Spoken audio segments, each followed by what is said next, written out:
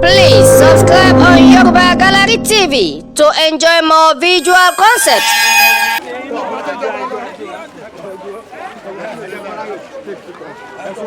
Ní sùúrù èyí tá a ṣe náà wà very important. Even the one on okay, the one on.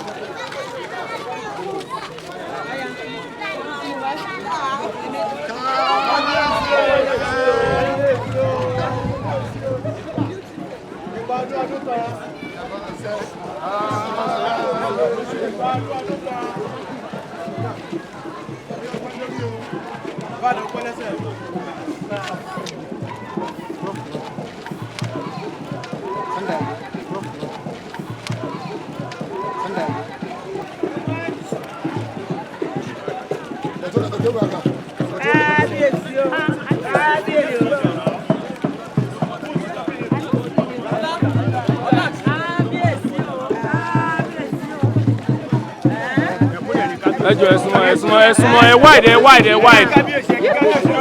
fi wọ́n sílẹ̀.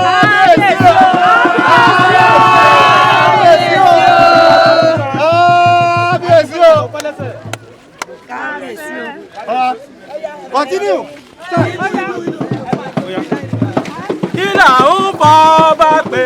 ọba ò ọba láṣẹ ọba. Kí là ń fọ ọba pé ọba ò ọba láṣẹ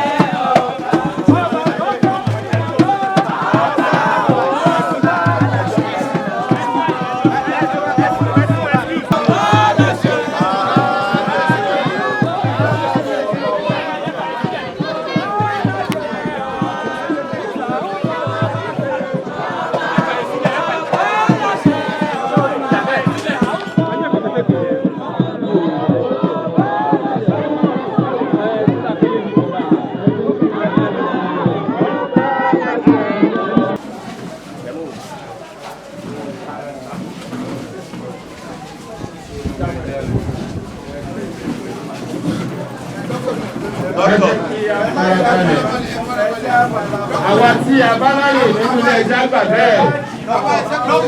Dọ́tọ̀ ẹ máa bọ̀ mí.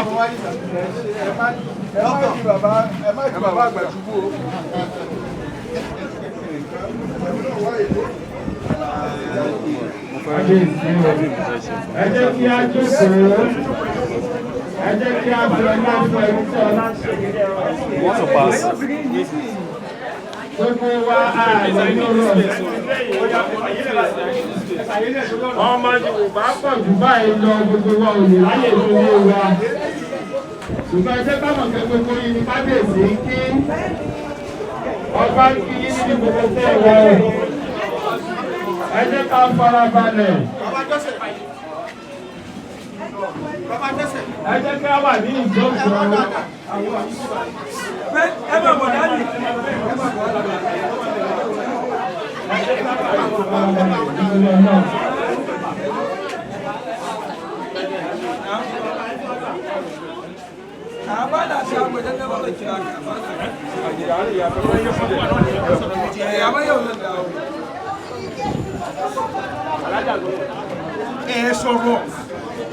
So, ẹ jẹ́ kí wọ́n fara balẹ̀ nítorí Ọlọ́run ọba. A dúpẹ́ ní ọwọ́ Ọlọ́run ọba tí ó jẹ́ kí ó ṣeéṣe fún wa lónìí láti ní kábíyèsí bàbá wa èmi sọ wọ́n ní ọba tí Yorùbá tó ń sojú Elédùmarè nínú kábíyèsí bí bàbá tí wọ́n wò wípé ààbò ní ta tí wọ́n wálẹ̀ ìlà ìdọ́dọ̀ Yorùbá nítorí wọ́n kù fún wa náà ní ká farabalẹ̀ afẹ́ bẹ̀rẹ̀ ohun gbogbo ní sísẹ̀tẹ̀lé lọ́nà àwọn táwọn ń ta àgbọ̀n kábíyèsí ààyè òkà wá nínú ilé ẹ̀jọ́ torí Ọlọ́run ọba. Wọ́n ní ìdọ̀bálẹ̀ láàkì bàbá ìdọ̀bálẹ̀ láàkì bàbá wọ́n kọ́ba lóògó níbò wa. Ìdọ̀bálẹ̀ láàkì bàbá ẹni ṣe kọ́ba lóògó lọ́dọ̀ wa.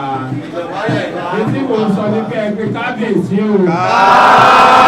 Kábíyèsí o. Ó súnmọ́ bá a níwọ̀n ìgbèjì méjì náà sọ́ba níwọ̀n ẹgbẹ̀fà ẹni bá lọ́ba tí báyìí náà ni ọba pa. Kábíyèsí lórúkọ Yorùbá community tó fẹ́fẹ́ yìí wọ́n ní ká ṣe ó pẹ́ lórí wọ́n ní kíkà tẹ̀ ó pẹ́ lẹ́sẹ̀ wọ́n ní ìpèsè ẹmú lọ́wọ́ yìí wọ́n ní kó gbogbo ọmọ yín lọ́wọ́ wọ́n ní kí ẹ̀sìn ọba kó jẹ koríko kárí kése wọ́n ní ẹ̀pẹ́ lórílẹ̀ bàbá yín wọ́n ti gbàgbé àwọn oníkà sí ẹnu ọmọdé sọ tó fẹ́ máa gbàgbá wọ́n ní kábíyèsí wọ́n ní ojú etí ní alẹ́ ojú òde tí ìyẹn máa ṣàṣẹ wọ́n lórúkọ bá àgbẹ̀lẹ́dẹ̀ ìjáró ní kábíyèsí wọn lára òní ní yẹn ṣàṣẹ kábíyèsí wọ́n ní ojú rẹ̀ là sí owó wọ́n lójú rẹ̀ là sí méjì gbàdẹ̀gẹ̀ ojú wo là sí ọmọ tuntun wọ́n lára yóò mọ̀ fẹ́ yín ní kábíyèsí wọ́n ní ẹ̀ ò ní tí wọ́n ní ẹ̀ ò ní kú wọ́n ní lórí àpèlé bàbá yín ìlú wo ò ní dàrú lákòókò tí ilẹ̀ Yorùbá ò ní dàrú wọ́n ṣe fẹ́ ní ọmọdé fi sí alẹ́nu táwọn àgbà sì gánú mọ́tímọ́tí báyìí létí má rí ètò aṣọ lónìí àṣẹ ọ̀rọ̀gbọ̀n ni ọ̀dà àwọn tí a wà níbí lónìí adarí gbogbo Yorùbá nílẹ̀ yìí pátápátá ní gbogbo òkè ọya ẹni àkọ́kọ́ tá a mọ̀ sí president general gbogbo ọmọ àjòjì lókè ọya bí àwọn bàbá wa ẹ̀ẹ́dì fọ́tò wọn àyè wọ́n ti ṣe leader community fún ọ̀pọ̀lọpọ̀ ọdún àwọn bàbá tó ṣe pé tó kọ́lọ̀ jẹ́ kó lọ́rọ̀ ẹ̀mí wọn fún wa ní ó ń sọ nípa bàbá wa Jimoh Jumpa ayé là á gbé bàbá nìyẹn kí kábíyèsí bẹ́ẹ̀ gẹ́gẹ́ ni màá lo àkókò yìí láti pé kí ọ̀pọ̀lọpọ̀ wa ṣùgbọ́n àwọn díẹ̀ náà nílùú dáko tó ní ìbáre igbákejì akọ̀wé wa ní Yorùbá community ẹ̀tí wọ́n tún jẹ́ akéwèjẹ̀ fún gbogbo ọmọ gómìnà wọ́n sọ̀rọ̀ nípa Alájà Aráyèrò bàbá wa tí yóò gbàgbé àǹfọ̀n alẹ́ kan àwọn ni akápò wa ní Yorùbá community àwọn bàbá wa ikú kábíyèsí Alhaji Yusuf nu Oníkòyí ò sí ní ojú lọ bàbá wa Oníkòyí ni wọ́n wà lẹ́yìn wọn yẹn ẹ̀kí kábíyèsí o bàbá wa Sunday Alú àwọn ni alukoro àgbà fún Yorùbá community ẹ̀kí kábíyèsí ní agbọn àwọn ọ̀dọ́ akọ̀wé ọ̀dọ́ pátápátá bẹ́ẹ̀ bí Fẹ́mi ọmọ owó ládé bẹ́ẹ̀ náà ni alága tí ó jẹ́ alága fún gbogbo àwọn ọ̀dọ́ ńlẹ̀ yìí Alhaji Taofeek àjọ wà látàárọ̀ ni ẹ̀kí kábíyèsí Alhaji Àgbóyè bẹ́ẹ̀ bí ẹ̀kí kábíyèsí o àwọn bàbá wa Abdulrasaq Salawudeen nínú wọn wà ẹ̀kí kábíyèsí gbogbo ẹ̀yin obìnrin mò ń bọ̀ ẹ má bínú ẹ jẹ́ pé bàbá wa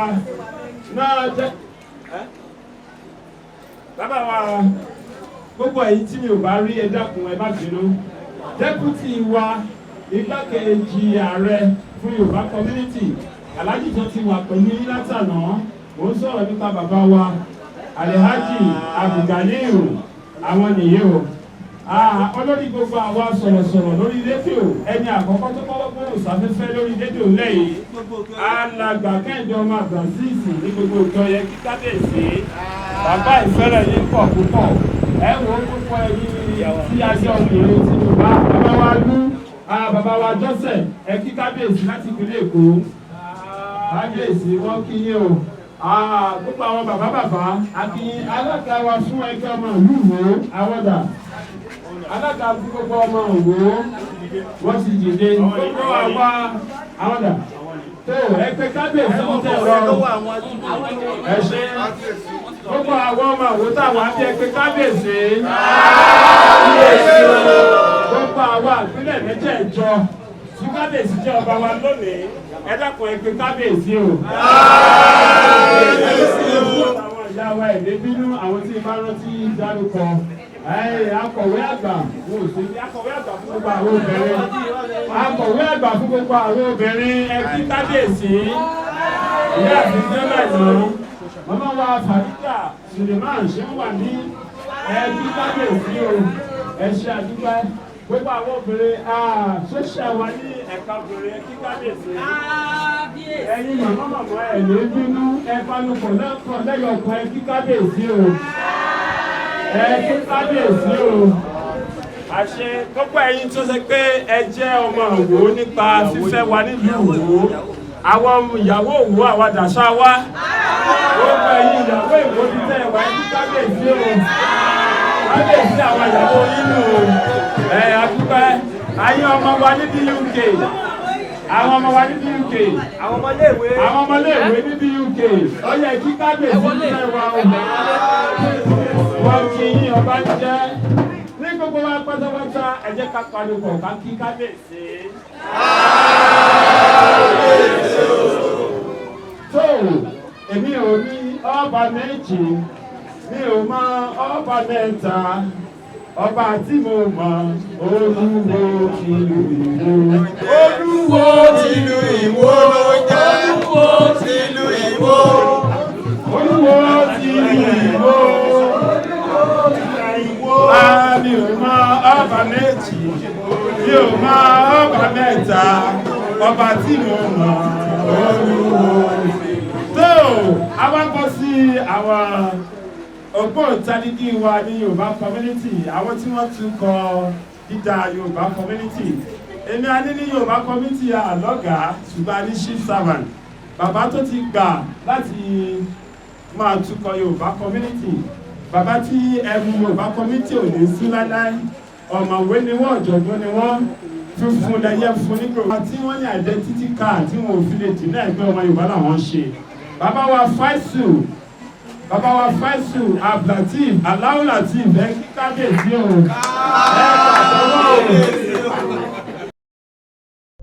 Please subscribe on Yoruba Gallery TV to enjoy more visual concepts.